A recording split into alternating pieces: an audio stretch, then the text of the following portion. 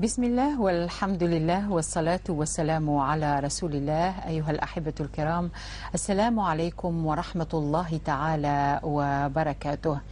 هي جلسة للصلح وإصلاح ذات البين من قناة القرآن الكريم الخامسة. نجتمع بكم بفضل الله تعالى وبعونه في هذا المباشر وعلى مدار 1:10 لإصلاح ذات البين، للنظر دائما في نزاعاتكم، في خلافاتكم وفي مشكلاتكم.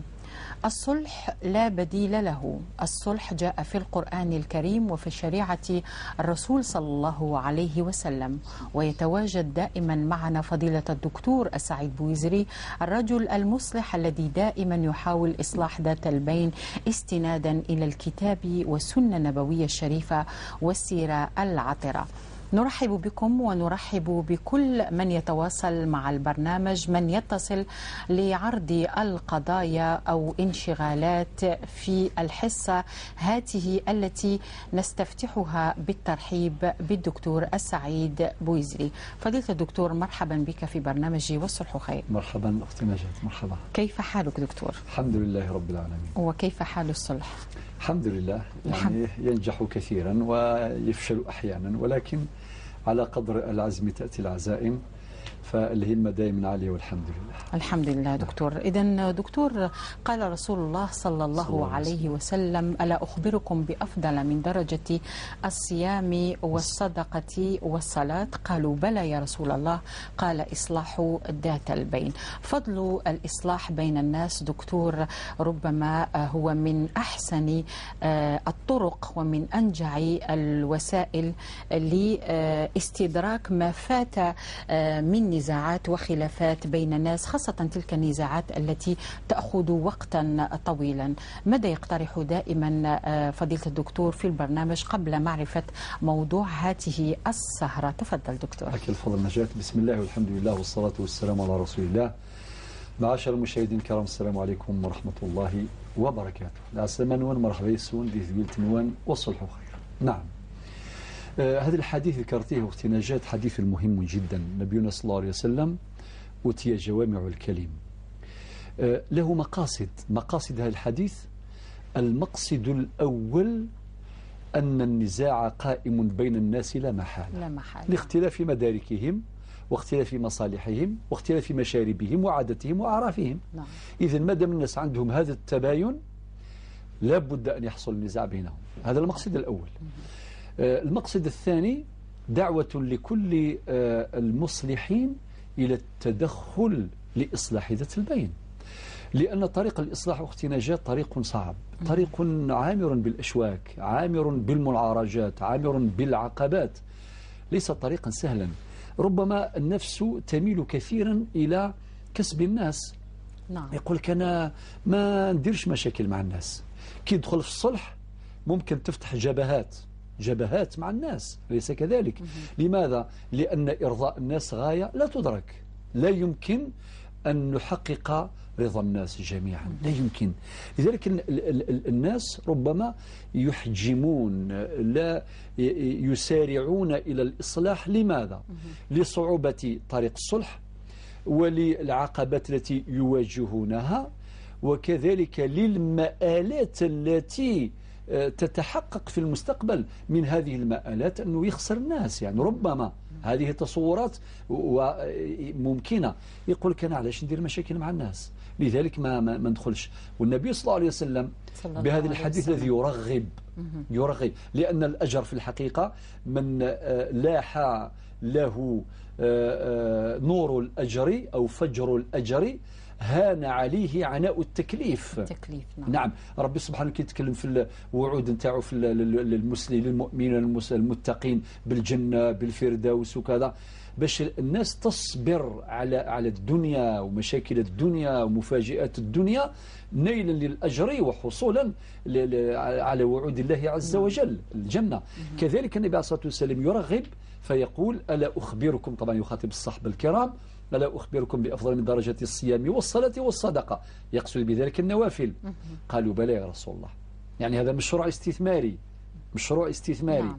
قالوا بلى يا رسول الله، قال إصلاح ذات البين. إصلاح ذات البين. إذن وكان النبي عليه الصلاة والسلام يوجه هؤلاء الناس ويحثهم ويشجعهم إلى الصلح رغم المشكلات والعقبات. والرسالة الأخيرة والمقصد الثالث قبول الناس للصلح. ما دام النبي عليه الصلاة والسلام قاله كما قلت في مقدمة اللقاء، ربي وصى بالصلح، والشعار البرنامج هو الصلح خير. والنبي عليه الصلاة والسلام يحبب الصلح إلى قلوب الناس، وكان هو يقول للناس اقبلوا نتائج الصلح. نعم، شكرا دكتور، نشكرك على هذه المقدمة التي تتعلق بالصلح في برنامج والصلح خير. دكتور، ربما عندما في مقدمة هذا البرنامج وفي هذه الحلقة الكثير من الناس يدرك أن المرض هو ابتلاء من عند الله. دكتور، الرسول صلى الله عليه وسلم حرص على عيادة المريض وزيارة المريض وتفقد أيضا المريض. قد يسأل البعض لماذا نتحدث عن المرض في برنامج والصلح خير؟ نوضح للمشاهد الكريم دكتور أنه من بين أسباب الخلاف والنزاع وتفكيك الأسرة والطلاق وانفصال الزوجين وهروب الأولاد من البيت هو عندما يتعرض الزوج إلى مرض أو تتعرض الزوجة إلى مرض، ولكن هذا المرض يكون مرض خطير. واحد فيهم يتخلى على الآخر، عنده الأسباب، وفي بعض الأحيان هذه الأسباب ليست موضوعية، وسنعرف ذلك من خلال الروبورتاج. دكتور سعيد بوزري، في برنامج والصلح خير كنت دائما تقول الإنسان ليشكر ربي على نعمة الصحة، ربي يعني يرحمه ويهديه دائما الخير وما يخليش في يوم من الأيام أنه يجهل. ولكن الإنسان اللي يمرض يصبر على المرض، ولكن الشريك تاعو حياته الزوجة ولا الزوج يجهل وما يصبرش على هذا المرض. ماذا يستطيع فضيلة الدكتور سعيد بوزري أنه يفيد الناس خاصة عندما يعود دائما إلى القرآن الكريم والشريعة الإسلامية والسيرة العطرة في هذا البرنامج؟ تفضل دكتور. لك الفضل أختنا نجاة، بارك الله فيك. أولا عنوان حلقة اليوم طهور. طهور، نعم. هذه كلمة من ضمن كلمات حديث النبي صلى الله عليه وسلم حينما يزور ويعود المريض. كما قلت النبي عليه الصلاة والسلام كان حريصا على عيادة المرضى. نعم. وأوصى بعيادة المرضى. نعم. ومن حقوق المريض على الناس أن يزورونه زرعا للأمل ورعاية له وزرعا للثقة في النفس والثقة في الله عز وجل. النبي صلى الله عليه وسلم كي يزور مريض يقول له لا بأس، طهور إن شاء الله. أسأل الله العظيم رب العرش العظيم أن يشفيك، بفتح الياء وليس بضمها، أن يشفيك. أن يشفيك، لأن فعل شفى ثلاثي. لو كان يقول أشفى معناها تماما مخالف للمعنى. لذلك فيه نكتة أبدأ بها يا لطيفة للإمام الشافعي رضي الله عنه. مرة كان مريضا فجاءته عجوز وقالت له أسأل الله أن يشفيك بضم الياء، وطبعا معناها أسأل الله أن يزيدك هلاكا ومرضا، يعني هذا هو المعنى الدعاء. نعم. ولكن هو يعلم بأن المرأة العجوز لا تقصد. نعم. هي تقصد الشفاء. وبعدين فقال اللهم استجب لقلبها لا للسانها. يا ربي شوف قلبها يقصد الشفاء. أما لسانها قال يشفيك، معناه ربي يزيدك في المرض وفي الهلاك. إذن النبي عليه الصلاة والسلام يقول أسأل الله العظيم رب العرش العظيم أن يشفيك، ويقول لا بأس طهور إن شاء الله. هذه من أحاديث المصطفى صلى الله عليه وسلم كان يقولها للمرضى.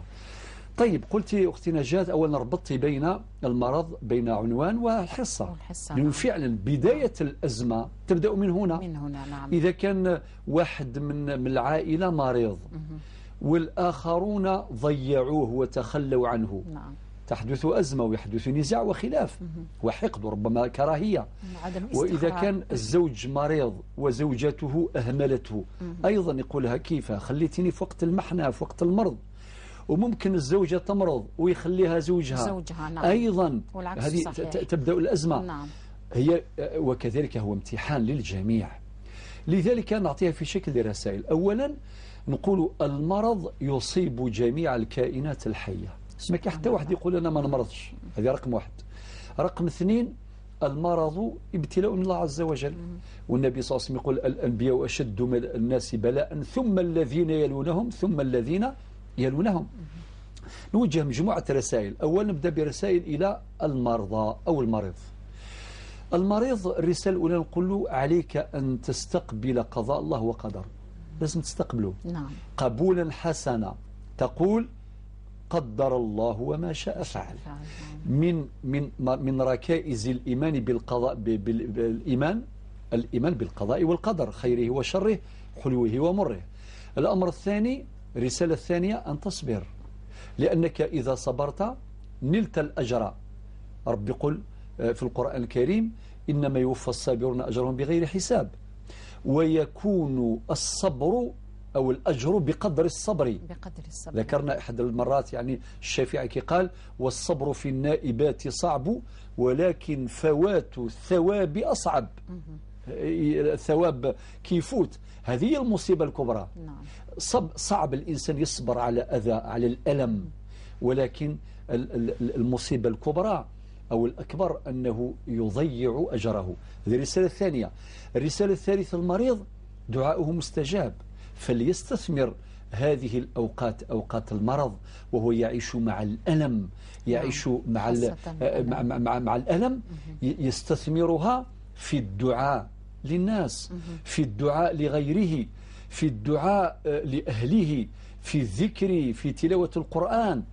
وكذلك يستثمر هذه الأوقات أيضا في العبادات للتقرب إلى سبحانه وتعالى، مع التخفيفات المقررة في الفقه الإسلامي كتخفيف الإبدال وتخفيف الإسقاط. تخفيفات الفقهية اللي خاصة بالمريض، يعني ما يقدرش مثلا يصلي جالسا يصلي قائما، يصلي جالسا، وهكذا. وهذا معروف في الفقه الإسلامي. وكذلك النقطة الخامسة أنه في هذه اللحظات، لحظات المرض، يجتهد أنه يعرف قيمة النعمة كما قلت في مقدمة اللقاء. نعمة الصحة، وهي نعمة غالية، باش يشكر بسبحانه عز وجل. وربي قال ولئن شكرتم لأزيدنكم. ولكن ما ننساوش الآن رسائل أخرى للعائلة اللي عايشين مع المريض، هم يحتاجون أيضا، أليس كذلك؟ نعم دكتور. الأمر الأول، لازم العائلة كامل، ذكور يعني كامل، رجال نساء صغار كبار، كل أفراد العائلة يعرفوا أن هذا المريض يحتاج إلى رعاية، أنه يعيش مع الألم. إذا كان الناس راقدين هم يقدرش يرقد، إذن الأهل نقول لهم أول حاجة عليكم أن تجتهدوا في توفير أسباب الرعاية له. اجتهدوا باش تريحوه، باش تخدموه بلا تفاني وبلا تأفف. علاش نقول هذا الكلام؟ لأنه أختي نجاة ممكن العائلة يقدموا له خدمات المريض، ولكن اللي يدير له خدمة يرمي له كلمة، جاب له الماء وكأنها مزية كما تعرف، يقول تعبتنا بزاف، وقتاش طبرا نتايا، دروك نديوك للسبيطار نخليوك ثم. المريض حساس، يحتاج إلى الكلمة الطيبة، يحتاج إلى المعاملة الحسنة. لو كان العائلة يجرحوه بالكلام أو يشعرونه أنه ثقيل عليهم، نعم، وربما كان يتمنى موته، هنا أولا هو قد يتمنى الموت في هذه اللحظات. اثنين، فإن الألم والأذى الذي يسببه له، يعني تسبب هذه المعاملة، أثقل عليه وأشد وأقسى من المرض نفسه. ممكن يصبر على المرض، ولكن ما يقدرش يصبر على المعاملة السيئة نتاع العائلة، أليس كذلك؟ نعم.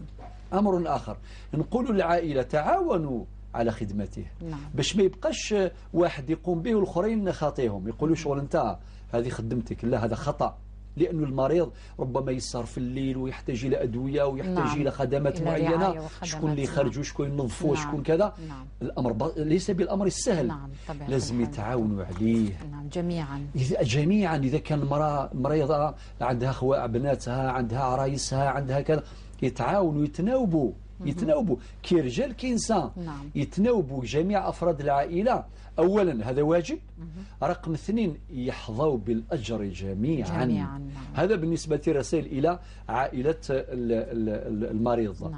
وبالنسبة رسائل أخرى للأطباء وللممرضين، قل لهم يساعدهم، عندكم أجر كبير إذا كان حرصتم كل الحرص في حدود الطاقة والإمكان باش توفرون الرعاية اللازمة الممكنة للمرضى. يسعدكم يسعدكم، فتزرعون فيهم الأمل. الرسائل الأخيرة نقدمها إلى زوار أو عواد المرضى اللي يزوروا. أولا زيارة المرضى هذه من سنة النبي صلى الله عليه وسلم، وقد أوصانا بها النبي عليه الصلاة والسلام، وكان هو القدوة، قدوتنا العليا. رقم 1. رقم 2 أن العواد يلتزمون آداب الزيارة. من هذه الآداب عدم الإطالة وعدم الإكثار من الأسئلة. بعض الزوار نجاة يتحولوا جميع الأطباء، يجي برك يقول أعطيني برك البيلو، أعطيني البيلو باش نقراه. ولازم يزرعوا فيهم الأمل، ولازم يدعوا له بدعاء النبي صلى الله عليه وسلم: لا بأس طهور إن شاء الله إلى آخره. وكذلك يحرصون على ترصد الأوقات المناسبة لزيارة المريض، ولا يطولون ولا يكثر من الأسئلة المحرجة ولا إلى آخره. ثم أمر آخر أن الزائر أو العائد إذا طلب منه المريض يقول: أنت ريح معايا مدة، يستجيب له، لأنه أحيانا المريض يرتاح إلى زائر من الزوار ويتمنى أن يمكث عنده طويلا.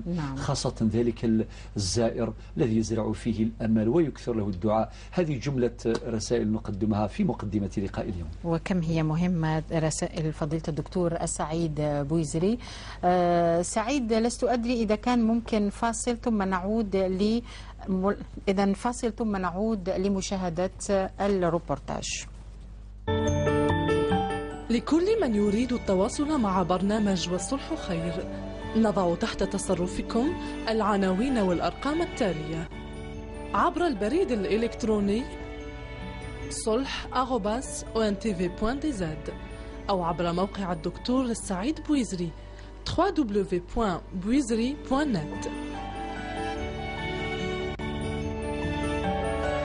كما يمكنكم الاتصال على الأرقام التالية: 021 37 42 87، 021 37 45 64. إذن كانت هذه أرقام التواصل مع برنامج والصلح خير، وأيضا موقع فضيلة الدكتور سعيد بويزري والبريد الإلكتروني. ونشكر كل من يتواصل معنا من أجل إصلاح ذات البين. إذن وهيبة كانت تعيش، هي سيدة متزوجة، كانت تعيش أسعد أيام حياتها مع زوجها وابنها وبنتها. في يوم من الأيام هذه السيدة تعرضت لمرض، وشاءت الأقدار أن تقوم ببعض الفحوصات والتحاليل الطبية. بعد هذه الفحوصات والتحاليل الطبية أدركت السيدة وهيبة بأنها تعرضت لمرض السرطان وسرطان الثدي. إذن في اللحظة التي عرفت فيها السيدة بأنها مريضة قالت في طيات نفسها: هذا ابتلاء من عند الله والحمد لله. ولكن كانت دائما تنتظر أن الزوج تاعها يكون معها ويواصل معها المشوار. تقول: لكنه تركها في مفترق الطرق. تابعوا معنا هذا الروبورتاج ثم نعود لمواصلة النقاش في برنامج والصلح خير.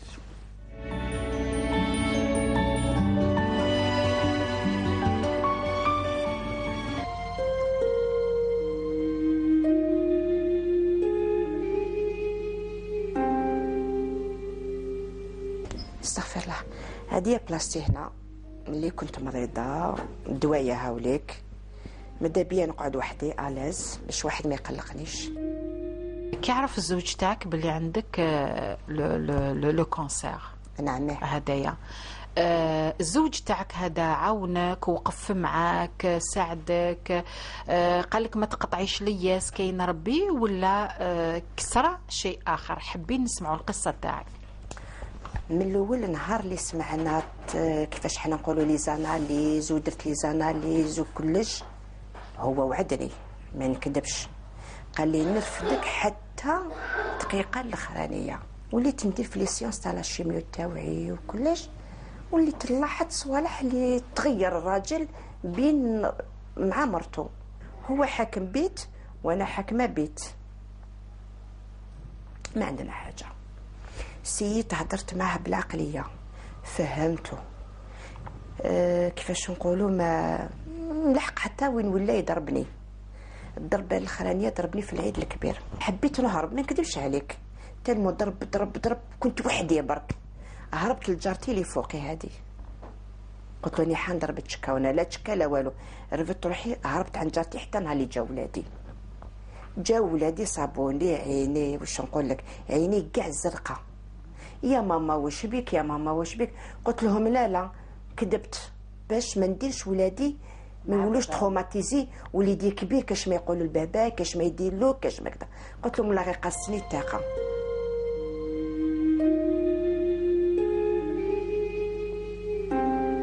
روح يا زمان، فهمتو. قلت خليني نبرا نرفد روحي يا اخي، ربي يحلل لكم 4. سي با المومون نورمالمون توقف معايا. لو كان جا عنده وشويه 10 خليني نبرا، ومن الحق ولا حب يعاود الزواج بالك ما ساعدتوش انايا، يعيش حياته عادي كيما عاش الناس. بصح هذيك البيريود مدام نورمالمون الفالي با يديرها، نورمالمون يوقف معايا، نورمالمون يساندني، نورمالمون ينحي عليا، نورمالمون يخرجني من جميع المرأة اللي تكون عندها هذا المرض رجلها يوقف معاها. نشوف الرجال كيفاش يديروا نساهم، كيفاش يلبسوا لهم، كيفاش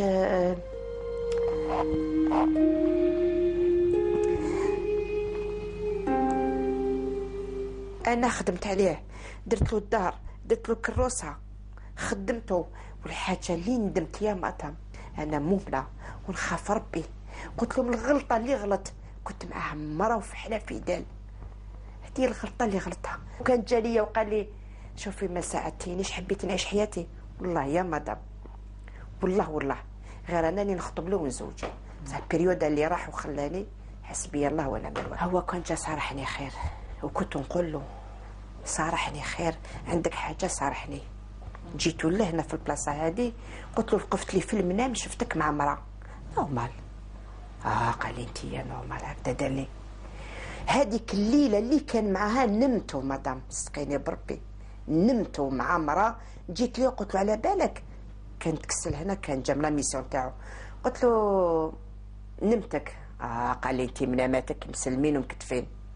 من بعدك انا جي ديسيدي ندوموندي الخلع ونيفيتي الماكسيموم، نخمم على صحتي، نداوي عمري. سي بون نعيش العمر مدام، راني نحوس على ولادو انا. سي بون مدام، مالغري لحقوا ناس وحبوا يديروا الصلح وربي يسمح قلت لهم فهموني، عندي حاجه على بالي ربي يسمح، انا ما نجيش خير من ربي. بصح البريود اللي غطني عمري وبكيت نترامى مدام لا شيميو مست راجلي.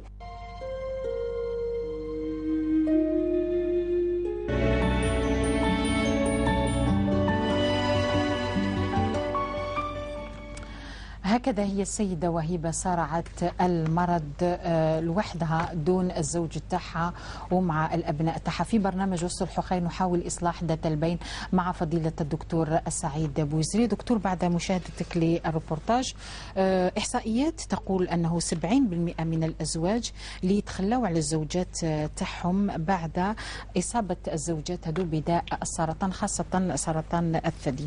ما هو انطباعك دكتور بعد مشاهدة قصة السيدة وهيبة في برنامج وصلح خير، ثم نعود لأخذ الاتصالات بحول الله تعالى؟ تفضل دكتور. طبعا الأمر مؤلم للغاية. نعم. يقول لك قارن استقبالي ذي الضيق دي تبان ورفيق. إذا كان في وقت الضيق، في وقت المرض الألم، الزوجة ما لقاتش زوجها، أو العكس كي يكون الزوج مريض وما توقفش معه زوجته، هذه محنة كبيرة. ربي قال في القرآن نعم. هن لباس لكم وأنتم لباس لهن. هو اللباس من مقاصده الستر. إذا كان المرأة ما استرتش زوجها، أو العكس الزوج ما استرش زوجته كما الحالة نتاع السيدة وهيبة، كانت مريضة وقبل ذلك وقفت معاه، كانت فحلة، بنت معاه الدار وربت الأولاد وصبرت معاه، وبعدين جاء المرض. يعني المرض هذا ابتلاء. ما كان حتى واحد يقول لك نعيش بصحتي إلى نهاية الدنيا. ما بين غمضة عين وانتباهتها يغير الله من حال إلى حال. شحال من الناس اللي يكون بصحته ما شاء الله وبعدين في لحظة الزمن راحت الصحة. سبحان الله. لذلك رب سبحانه قال في القرآن وجعل بينكم مودة ومن آياته خلق لكم من أنفسكم أزواجا لتسكنوا إليها وجعل بينكم مودة ورحمة. يعني إذا غابت المودة، إذا هذه المرأة مريضة الآن مريضة وفي مرض خطير مرض السرطان، إذا ما لقاتش زوجها معها هي الكارثة، هي المحنة. أين الرجولة؟ تعليق يكون في شكل أسئلة. أين المروءة؟ أين الوفاء؟ أين الوفاء؟ وربي قال في القرآن في سورة البقرة ولا تنسوا الفضل بينكم. هذه ما تولاده، هذه ما تولاده مرضت. لو كان دار حسابه في باله برك يقول باللي لو كان هو اللي مريض طبعا يتمنى باش زوجته توقف معه، ليس كذلك.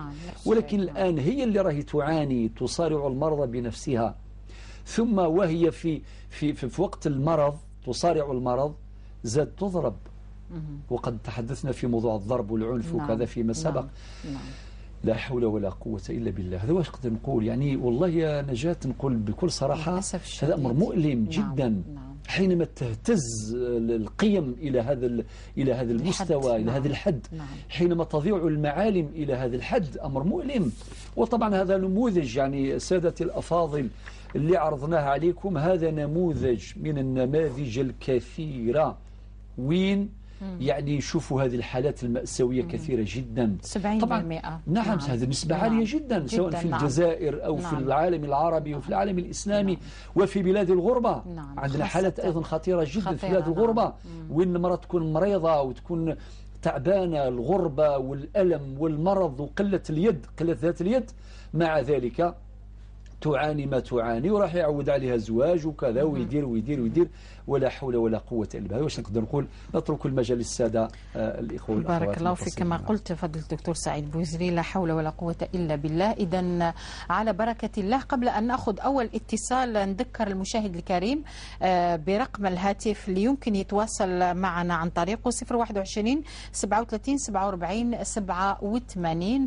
إذا كان أي زوج أيضا ربما مرض وخلاته الزوجة تاعو في المرض تاعو في المحنة تاعو، يمكن أن يتصل بنا ويطرح الانشغال أو يعرض القضية. نأخذ أول اتصال. سعيد من ولاية تيزي وزو، من ولاية تيزي وزو، الشيخ الطيب. السلام عليكم أخي الكريم. وعليكم السلام ورحمة الله وبركاته. مرحبا بك الشيخ طيب معنا في برنامج والصلح خير. تتصل من ولاية تيزي وزو. كيف حالك شيخ طيب؟ الله يبارك فيكم، حفظكم الله وحفظ الله شيخنا الشيخ سعيد بوزري. امين يا رب العالمين. بوجودي معكم في هذه. الله يبارك فيك ونحن اسعد شيخ طيب. الله يبارك فيك.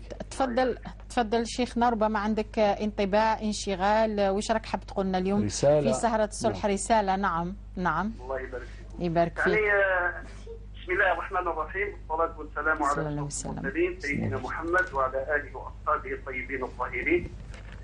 انطلاقا من قول الله سبحانه وتعالى في سورة الروم، نقراها كما قال الله تعالى ورتل القرآن ترتيلا. نعم.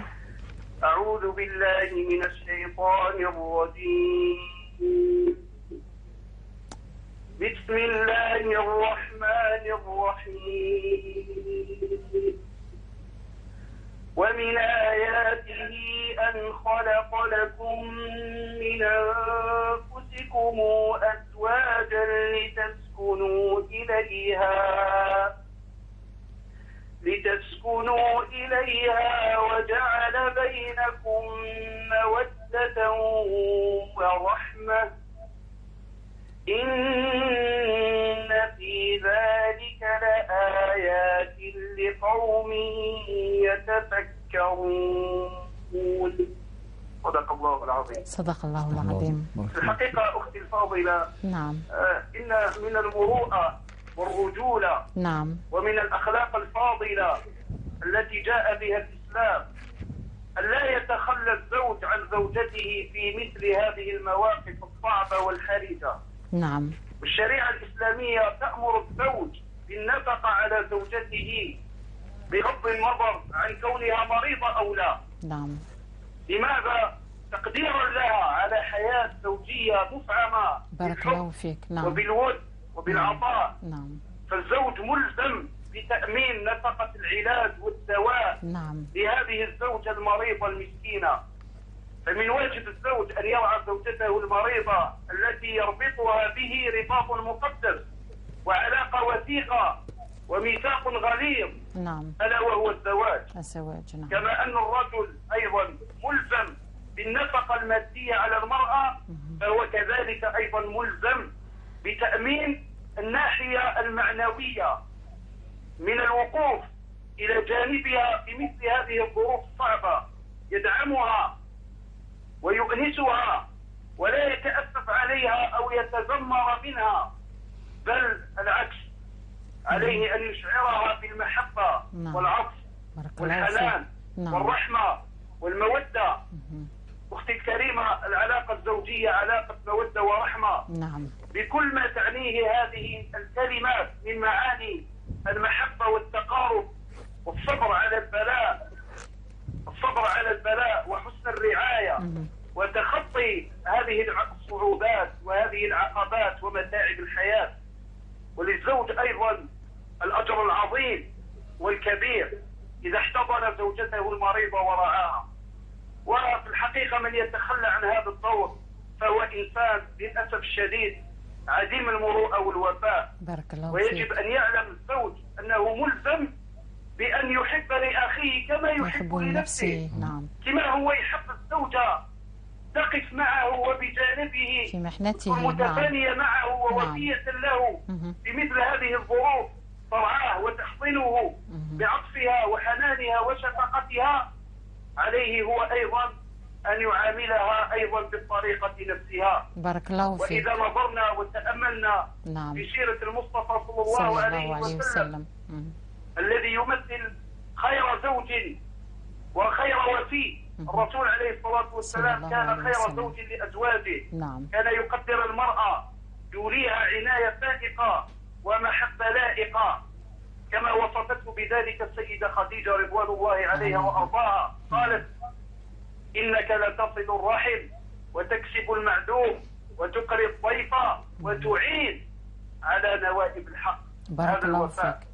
الرسول عليه الصلاة والسلام كان وفيا لأزواجه في حياتهم وحتى بعد مماتهم، كما قال أنس رضي الله عنه وأرضاه، قال: كان النبي صلى الله عليه وسلم إذا أهدي إليه شيء كان يقول: اذهبوا به إلى فلانة فإنها كانت صديقة لخديجة، اذهبوا به إلى بيت فلانة فإنها كانت تحب خديجة.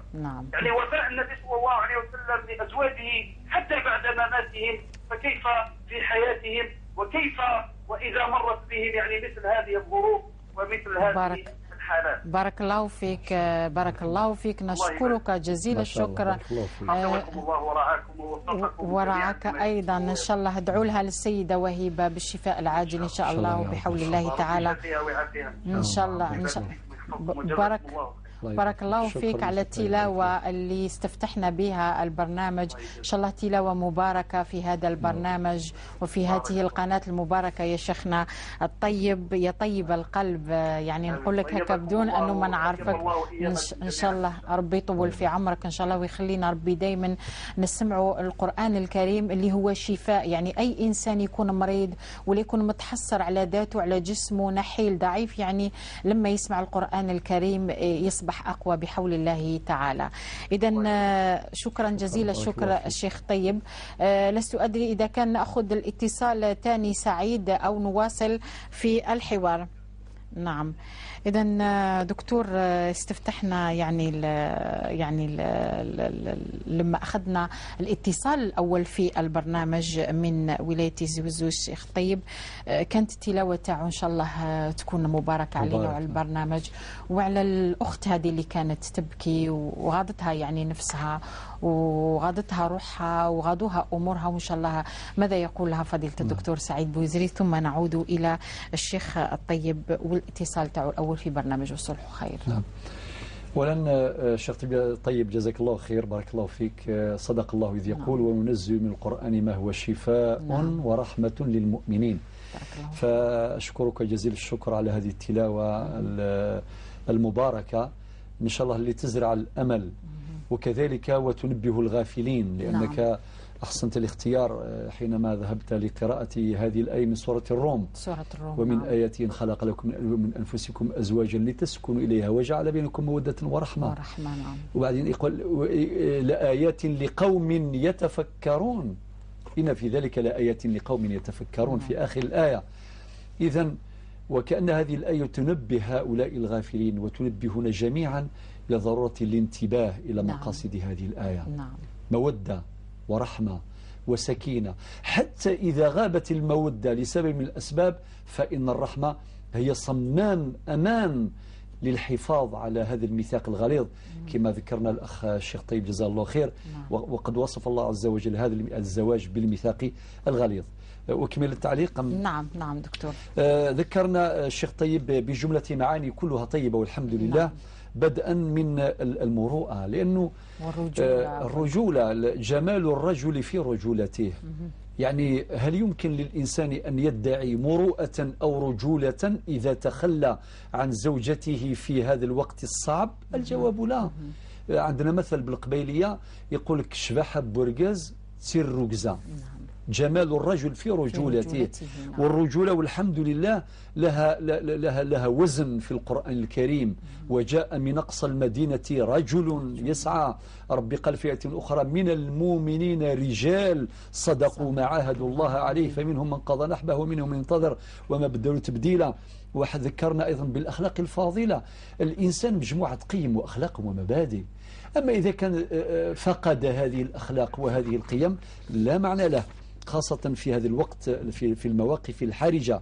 ثم ذكرنا أيضا الشيخ طيب بالتزامات الزوج، الالتزامات المادية والمعنوية. التأمين المادي والتأمين المعنوي هذا أمر مطلوب شرعا. ربي قال في القرآن الكريم وعلى المولود له رزقهن وكسوتهن بالمعروف. والنبي عليه الصلاة والسلام يقول كفى بالمرء إثما أن يضيع من يعول. ما هوش فقط الجانب المادي والجانب المعنوي، خاصة في ظروف المرض تحتاج إلى الكلمة الطيبة، تحتاج إلى من يزرع في قلبها الأمل، خاصة من الزوج. هن لباس لكم وأنتم لباس لهن. وتحتاج المرأة في مثل هذا الوقت إلى الوفاء، إلى الحنان، إلى الرحمة اللي ذكرها ربي سبحانه عز وجل. والصبر على البلاء، يعني هي تصبر على المرض يكفيها هذا. لا نطالبها بأكثر من ذلك، ولكن الزوج يصبر بدون تذمر. لأنه إذا تأفف أو تذمر أو تثاقل يعني هذا يضرها ضررا كبيرا. نعم. سنعود إلى سيد طيب من ولاية جوزولي، كان كلامه كله شفاء. بارك الله فيك. دكتور نأخذ اتصال حتى لا تنتظر الجالية في المهجر. السيدة خديجة من فرنسا يقول سعيد السلام عليكم أختي الكريمة خديجة. السلام عليكم. وعليكم السلام. مرحبا بك خديجة من فرنسا، كيف حالك؟ ما نعرفش، أنا قبيلية ما نعرفش نهضر بالعربية. معليش تفضلي رانا نسمعوا فيك، تكلمي بالأمازيغية. بخير عرفتك ولسمع ديال ولسمع تجوز 9-5 دريا. يا بخير قزيتي جات خدعي تعيش ترومي فبريتوريا كراسي لقيت قبلات هذا فرومي هذا عيشو أسقل ترومي تسقل ديدن أسك سي حلال لا سي حرام فكن ساي كراسي حلال. نعم. الله أكبر. ولا ذو غورقي أم غورقي في المسلا يسا ذو غورم قرآن. ولا دونك ترامي جات سمحيت تعيش تروميتني قرات ترى إذا كيت قبلت ثاني تقبلت سحلال قبل أنت تقول مع ناسنا قبل غارة. يقول تمام خدام ساعة الزمر الصحة خدمة. أنا جات رجع العمايل أنت ساعة تقشيش تروميتني داغان. دونك السمحة تقولوا دغرغورة ترنا ديون لسانكيام. يا بخين تاي قرات خاطي غايت قبلت خاطيت في الجلاي الليله قد قبلت دار نغلا دوزيام فام انت فارومي تدرك انت وسمايا محجبه ايتو تنيا تزمرا كي كتجي تعيش ترمز وحتى لا تجوحد كتنا سي حرام سنة الخلاف سي حرام. نعم. صلوت ما ثيريث ربي حليتي وكتقبض. ستسمعين جواب صلوت ما شاء الله بعد حين. واضح سيدة خديجة. نشكرك سيدة خديجة من فرنسا على اتصالك في برنامج والصلح خير وفي حصة طهور إن شاء الله للجميع. دكتور، يعني كنا توقفنا في نقطة علاقة مودة ورحمة بين الزوج والزوجة. نعم. بالنسبة للنقطة اللي أثرها السيد طيب من نعم. والشيخ طيب أزاد أضاف ثاني فكرة أيضا ذكرنا بحديث النبي صلى الله عليه وسلم ليقول لا يؤمن أحدكم حتى يحب لأخيه ما يحب لنفسه. هذا كمبدأ عام. كمبدأ عام لا يجوز للإنسان أنه يحب لنفسه الشيء اللي ما يحبوش لغيره أو العكس. نعم. مادام لو كان هو مريضا في أمس الحاجة إلى حنان زوجته وإلى أن تقف بجانبه، هناك يشعر يعني بهذا الوضع المؤلم. المفروض مادام هي اللي راهي تعيش هو يحمد ربي على صحته، راه بصحته انه ما يضيعهاش، لازم يوقف معها. وان شاء الله التلاوه اللي يقراها شيخنا الشيخ طيب تكون ان شاء الله دواء وشفاء للسيده وهيبه اللي راهي تعاني، والكثير منها يعاني نفس المعاناة. نعم. ربي إن شاء الله يكون معكم جميعا وربي يشفيها ويشفي كل مريض. نعم دكتور، كما قلت الكثير منهن يعني يعانيوا بنفس المعاناة، مثل معاناة السيدة مريم من العاصمة اللي تقول تزوجت عام 2007، رزقت بابنتين، الكبرى في عمرها 7 سنوات والصغرى في عمرها 3 سنوات. أصيبت هي أيضا بمرض سرطان الثدي، ربي إن شاء الله يعافينا منه، إن شاء الله يشفي كل النساء يعني اللي يتعرضوا لهذا المرض. استؤصل ثديها تفاديا لاستفحال المرض. أهملها زوجها والأهمل البنات تاعها، أهملهم في النفقة في العلاج، ثم طلقها زوجها طلاقا تقول تعسفيا. دكتور سيدة مريم، طلاق تعسفي عن طريق القضاء وهي في وضع صحي مخيف، يعني كانت مريضة بزاف. صدر حكم الطلاق تقول في ديسمبر 2013، وهذا الزوج عاود زوج للمرة الثانية وما يزورش بناته. والأم هذه دايما تقول لبناتها يعني راهو باباكم، ويعني باباكم ما تدخلوش في هذه المشاكل. هما يقولوا لها وعلاش خلانا وفارقنا وراح وتركنا هكذا.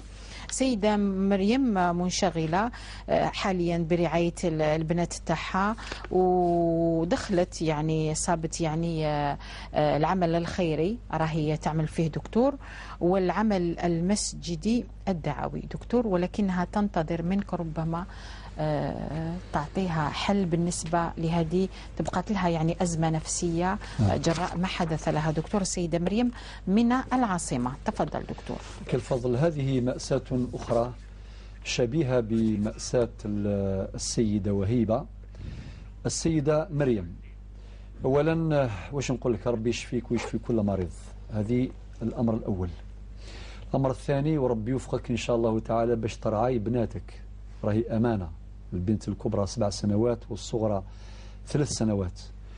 الزوج أهملها وابنتيها قبل المرض وبعد المرض. بعد المرض نعم. وقد ذكرنا النصوص قبل حين. ربي سبحانه عز وجل حينما أمر، لأنه من مقتضيات عقد الزواج الإنفاق، كان واجبات مادية وواجبات معنوية. فكونه أهمل ابنتيه وأهمل زوجته يكفي أن نذكره إن كان يتابعنا الآن بحديث النبي صلى الله عليه وسلم: كفى بالمرء إثما أن يضيع من يعول. أمانة ضيعها وهو مسؤول عنها أمام الله وأمام الناس في الدنيا وفي الآخرة. وعقاب الدنيا إذا فر منه الإنسان، إذا نجا منه فإنه لن ينجو من عذاب يوم القيامة. نعم. صدر حكم بالطلاق والطلاق تعسفي. نعم. يعني مدام المحكمة حكمت بكونه طلاقا تعسفيا، نعم. بمعنى بلا مبرر وبلا مسوغ، لا شرعي ولا قانوني، ما عنده حتى سبب. طيب هذه مريضة بالسرطان، وطبعا هذا المريض ربي إن شاء الله يعافينا جميعا. نبينا صلى الله عليه وسلم علمنا إذا شاف أي واحد مبتلى واش يقول الحمد لله الذي عافاني ما ابتلاك به وفضلني على كثير ممن خلق تفضيلا. إذا كان واحد عطى له ربي صحته، هذه النعمة بدل أن يستخدمها في إلحاق الأذى بالناس، علاش ما يحمدش ربي سبحانه عز وجل ويستثمر هذه النعمة في نفع الناس، خاصة إذا كان هذا الإنسان زوجته اللي كانت يمة ولاده كما قلنا وقفت معاه في السراء والضراء، الآن ضيع حتى بعد الطلاق، بعد صدور حكم الطلاق ما يزورش بناته. وهذه كارثة أخرى. ربي قال في القرآن ولا تنسوا الفضل بينكم. ما ذنب البنتين إذا كان يعني ربما أنت خلاص حبيت تخلى عن زوجتك وقد أعدت الزواج، يعني راك زوجت بزوجة ثانية، ما ذنب البنتين؟ ما عندهمش حتى ذنب. وسبحان الله هذه الأمة المثالية، هذه الزوجة الأنموذجية، رغم ما أنها تعاني من المرض وتصارعه بنفسها، وطبعا مرض السرطان الكل يعلم يعني خطورة وأذى والضرر نتاع هذا المرض، مع ذلك تجتهد في أن تزرع محبة الزوج نتاعها في قلوب بناته، ولكن للأسف محاولتها لم تنجح. لماذا؟ لأن البنت الكبرى هي فايقة. تقول لو كان تعرف، تقول لو كان يحبنا، لو كان يحبنا ما يخليناش. هذه رسالة قوية جدا. نقول لجميع الأزواج اللي يضيعوا بولادهم حتى بعد الطلاق، نقول لهم اتقوا الله عز وجل. هؤلاء الصغار يفقهون ويفهمون ويتأثرون، وهذه جروح وشروخ في شخصيتهم وفي عقولهم وفي نفوسهم وقلوبهم سيذكرونها في يوم الأيام كي يكبروا. إذن كل واحد يكون في هذا الموقف يتصور بنته هذه بعد 20 سنة تخاطبه تقول له يا بابا كيف تخليت على يما، كيف تخليت عليها. طبعا إذا كتب ربي لهم طول العمر وهي في أمس الحاجة إليك. إذا لازم الإنسان يفكر في الجواب، يعد للسؤال جوابا وللجواب صوابا. ولكن نشكر هذه المرأة النموذجية أنها انشغلت الآن برعاية ابنتيها، وهذه علو همة. رقم 2 أنها عندها أمل في الله عز وجل. المريض مهما يكون لازم يكون عنده الأمل في الله عز وجل، ولا يدع اليأس يتغلغل إلى قلبه. نقول لك بارك الله فيك وربي يجيبك الشفاء وربي على كل شيء قدير. ثم أنها انشغلت بالعمل الخيري، تنفع الناس في العمل الخيري، وكذلك العمل الدعوي، تدير الدعوة في المساجد وتدعو الناس إلى الله عز وجل. وهذا هو المؤمن الحقيقي. معناه ما هوش إذا كان مرض خلاص يتوقف نهائيا، لازم يستثمر ما بقي في عمره وجهده إلى نهاية العمر. ربي يشفيك يا الأخت مريم، وربي يشفي كل مريض.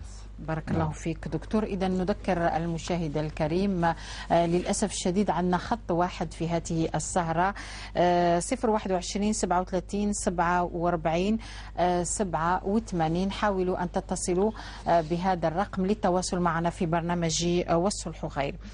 خديجة من فرنسا دكتور تحدثت على الزوج تاعها. نعم.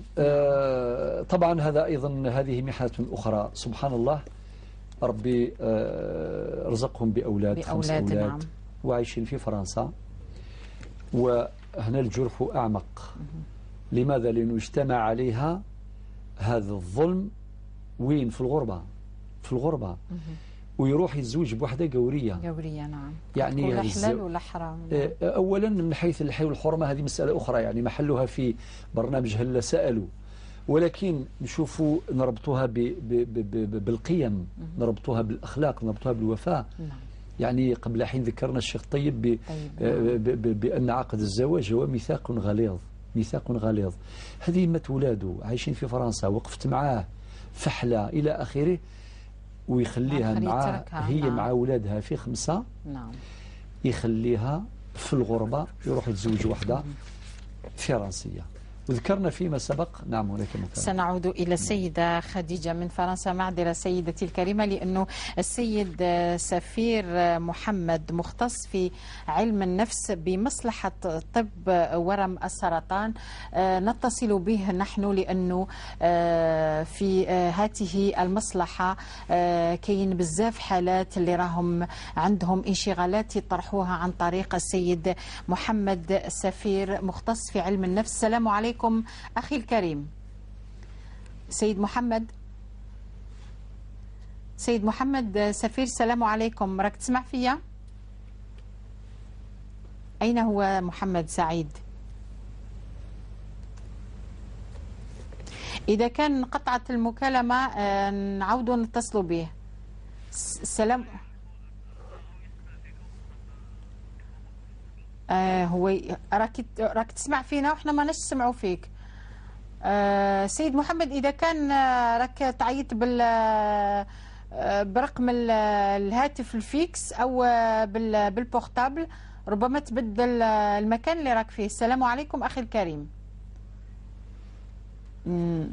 ما راناش نسمعوا فيه مليح.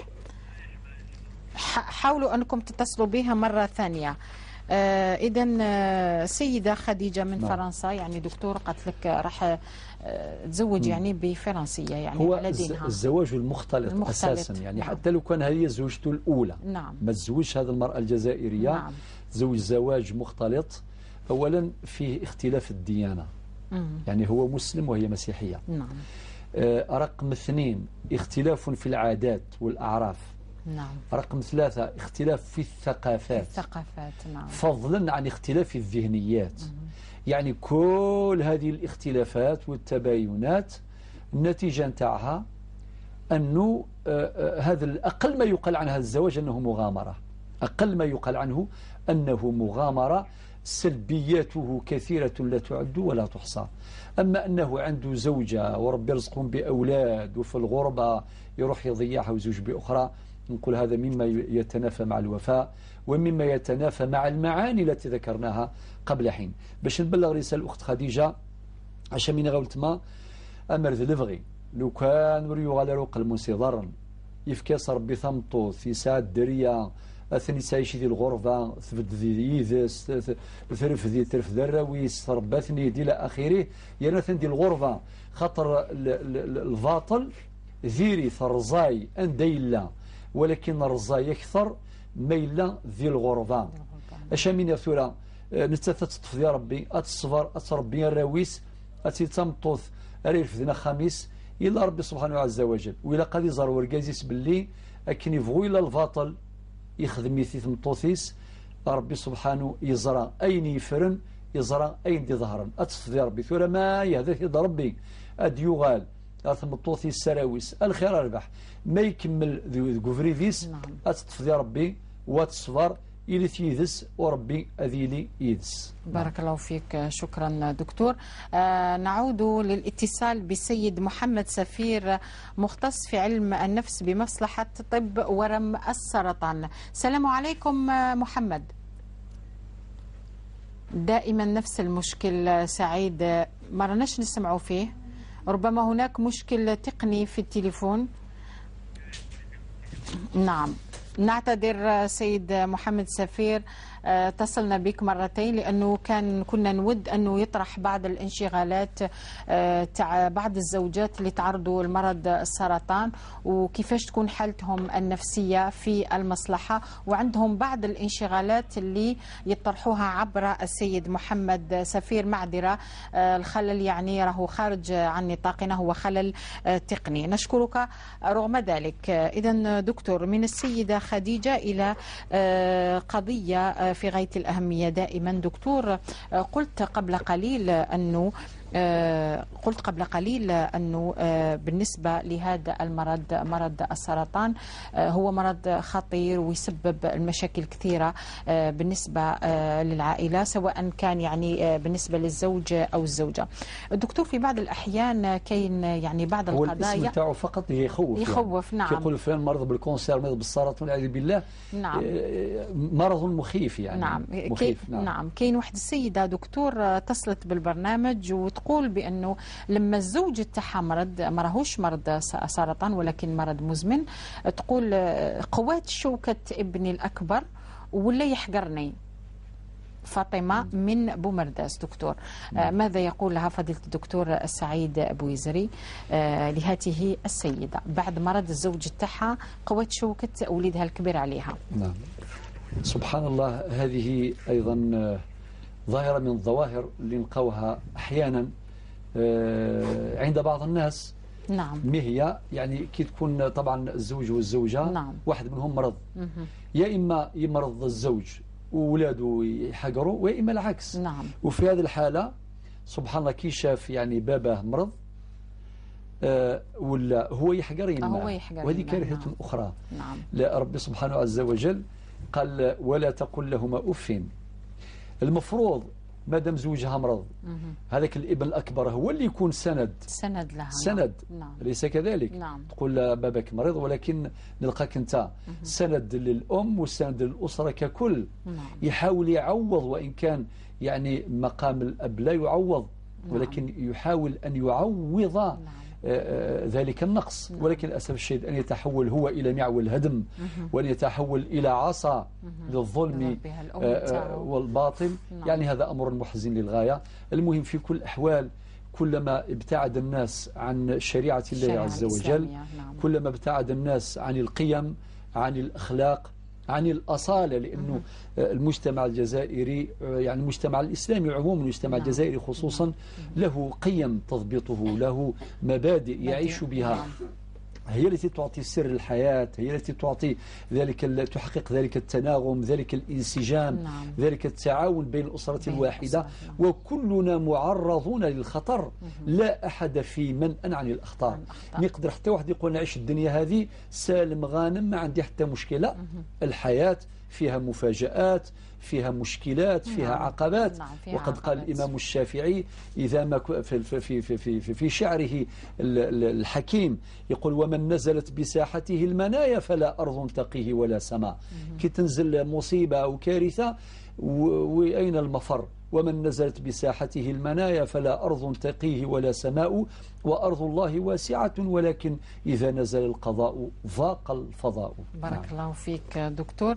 نأخذ اتصال من العاصمة، السيد محمد سيفور. نعود الاتصال أو يتصل بنا. السلام عليكم أخي الكريم. السلام عليكم.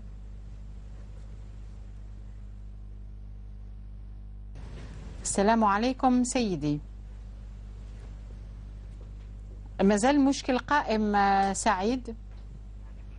نعم هناك مشكلة، نعتذر، هناك مشكل تقني. سعيد ربما نحاول مشاهدة النداء اللي سجلناه مع السيدة وهيبة.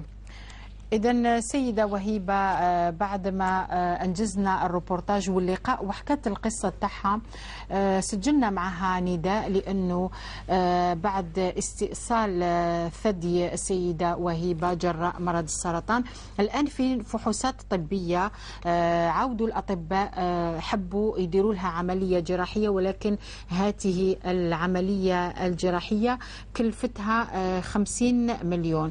هي سجلنا معها النداء، نشاهد نداء السيدة. ربما هناك يعني بعض من المحسنين اللي يحبوا يعاونوها بحول الله تعالى حتى تشفى إن شاء الله من هذا المرض في برنامج والصلح خير. ونشكركم مسبقا. إذا نشاهد هذا التسجيل ثم نعود.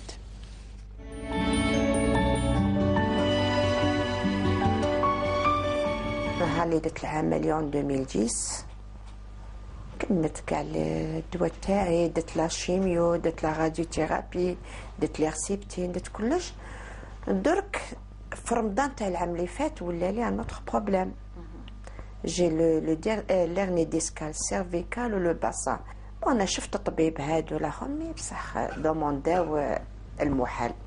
شحال تكلفت على بروتيز؟ تلحق حتى ل50. ندير 50 مليون. 50 مليون هذه غير تاع لوبيراسيون. ندير دو فوا، ندير لوبيراسيون الاولى ومن بعدك على 3 شهور نزيد نعاود ندخل ويزيد يعاود لي، خاطش هكذا واش فهم لي مدام.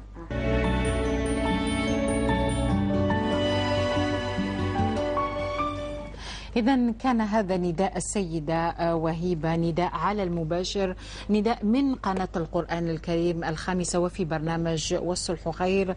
نتمنى أنه من يشاهد هذا النداء إذا كان ممكن يساعدها، عندنا الملف الطبي تحره عندنا بالفحوصات وبالراديو وبكل الفروع تاعو في برنامج والصلح خير.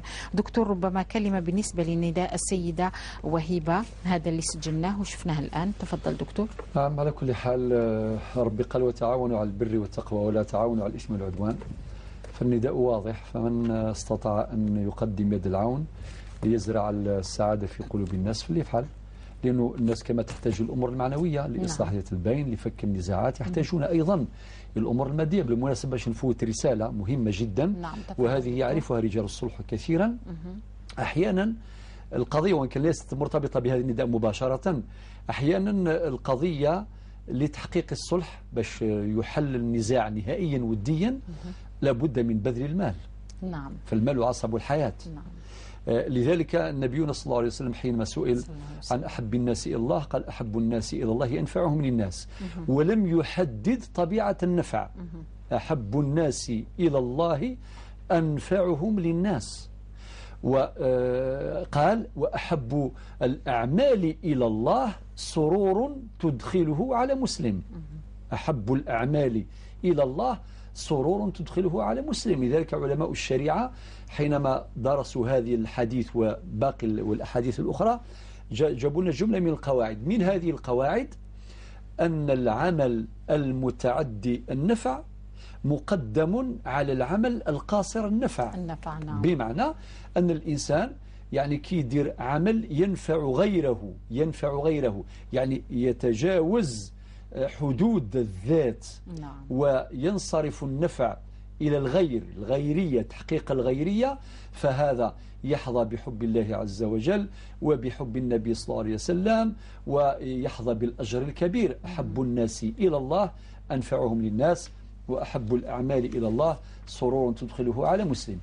بالنسبة كي تكون مكالمة قاطعيني في أي لحظة، مادام اليوم الحقيقة جماعة الخير لازم نديروا الصلح حتى نعم. مع المكالمة مع الهاتف، مع الأمور التقنية. يعني. والصلح مليح في كل شيء يعني، والصلح خير مع الناس وفي جميع النزاعات حتى نعم. مع التقنيات. نعم. فاعذرونا اليوم خلل تقني خارج عن نطاقنا يعني. نعم. أنا ونجاة اللي راهم ليه مساكن راهم يتعبوا ليه. نعم. يتمرمدوا إن شاء الله ربي يوفقهم، وإلا وعندهم الأجر إن شاء الله. إن شاء الله عندهم الأجر إن شاء الله. حبيت نقول أخت نجاة في مجال الصلح، في مجال الصلح نوجه رسالة للمصلحين. نعم. نقول لهم حينما تتصدرون لمجالس الصلح وتحلوا المشاكل، ديروا في بالكم بأن المال قد يكون عاملا أساسيا في تحقيق الصلح. نعم. بمعنى ممكن الناس عندهم نزاع على مسألة معينة، على آلة، على حاجة تكسرت، على السيارة هذا أعطاها لهذا ولا أدري أي إشكال، ولا مرض كما مسألة الأخت وهيبة. فبالتالي لازم هؤلاء يديروا في بالهم أنه ينفقوا مما يملكون. طبعا ينفقون من عقولهم وأفكارهم وجهدهم، وينفقون من مالهم. ولكن قد يكون رجل الصلح فقيرا لا يستطيع، فيتواصل مع رجال الخير، مع أهل الإحسان. نعم. والحمد لله موجودون. ربي قال في القرآن الكريم وأنفقوا مما جعلكم مستخلفين فيه، ليعلم الإنسان أنه إذا أنفق بعض ماله مطبقا لمقتضى هذه الآية فإنه مأجور، ثم أنه منفذ لحكم الله عز وجل، لأن الله هو المالك الأصلي للأشياء والأموال، وأن الله هو الرزاق، وأن الله هو مانح وواهب هذه الأموال وهذه الأرزاق. والله عز وجل يحب أن يرى عبده منفقا من ماله في سبيل الله.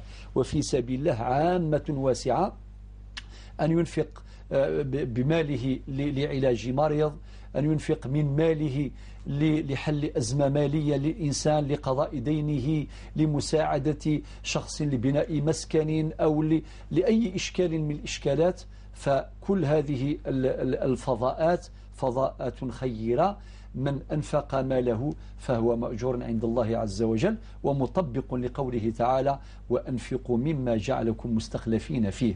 هذه بعض المعاني نقدمها لهؤلاء. إليك الخط. بارك الله فيك دكتور، نشكرك على هذه الإضافة بعد استماعنا ومشاهدتنا لنداء السيدة وهبة. دكتور، بحكم تجربتك مع القضايا المختلفة اللي تكون بين أيدي فضيلة الدكتور سعيد بوزير الرجل المصلح، هل هناك مثل هذه القضية اللي تناولها فضيلة الدكتور وكان فيها خلاف ونزاع بسبب أي مرض، سواء كانت القضية رفعها الزوج ضد الزوجة أو الزوجة ضد الزوج، أو ربما حتى الأبناء أيضا عندهم يعني خلاف بالنسبة لهذا الموضوع؟ تفضل دكتور. فيه الآن تحضرني قضيتان. القضية الأولى نعم. هي اللي كانت مريضة، ولكن المرض ما هوش مرض السرطان. نعم. مريضة يعني أمراض عادية. نعم. كما يصاب أي إنسان بمرض، ولكن لا حول ولا قوة إلا بالله تخلى عنها أيضا، تخلى عنها تدريجيا. كان يتأخر عن دخول البيت، ثم لا ينفق، ثم يعني يعتذر في كل مرة بأعذار واهية، وهكذا إلى أن جاء ذلك اليوم الموعود اللي هو فاجأها بقوله أنني أريد أن أتزوج من امرأة أخرى، وإذا رفضت فإنني مطلقك يقينا. فكانت تترجاه، ولكن من هذه المرأة أراد أن يتزوج بامرأة أجنبية يعني فرنسية. وطبعا اللي يسميه هذا الزواج التجاري هذا بدعوى أنه سوف يأتي بالمال ويعالجها بعد ذلك. يعالجها. المهم أن ترضى بالزوجة الثانية، وهي فرنسية، مثل القضية تحت الآن خديجة من فرنسا. وطبعا قدر الله عز وجل ألتقي بهما يعني وجها لوجه، وحدثني عن مبرراته.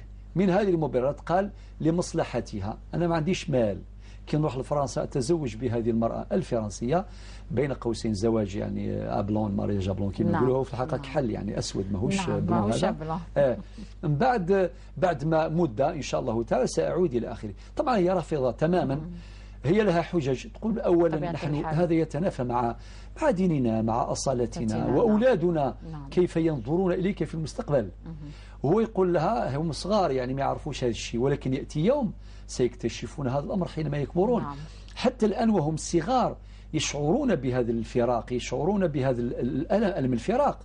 المهم في الأخير كان مصرا على أن يطلقها، ولكن قدر الله عز وجل. طبعا أقول هذا لا للتشفي وربي يعلم، أقول هذا كلام للعبرة.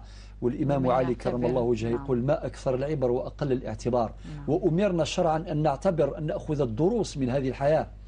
هذا الإنسان بعد شهرين من هذه الواقعة، من هذه الجلسة، أصيب بمرض السرطان وانتقل إلى رحمة الله، رحمه الله برحمته الواسعة. الله يشهد أنني رويت هذه الحكاية فقط باش نقول نعتبر. علاش يقول لك العبد بالتفكير والله بالتدبير. كي كان هو يدير حسابه نسى هذا المصير، نسى هذا المصير.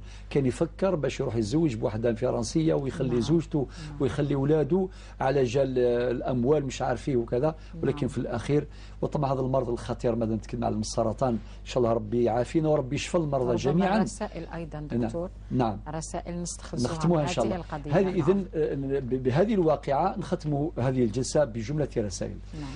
الرسالة الأولى نقدمها للأزواج. ما دام القضية تاع الأخت وهبة، نقول الأزواج اتقوا الله عز وجل. فلا بد أن تترجموا مروءتكم ورجولتكم إلى عمل بالوقوف إلى جانب الزوجة المريضة. هي أم لأولادك، كانت في يوم من الأيام واقفة معك حينما كانت بصحتها، الآن مريضة، فهي في أمس الحاجة إلى من يحفظها، من يرعاها، من يساندها. إذن كن رجلا وعبر عن رجولتك بالوقوف بجانب زوجتك. هذه الرسالة الأولى.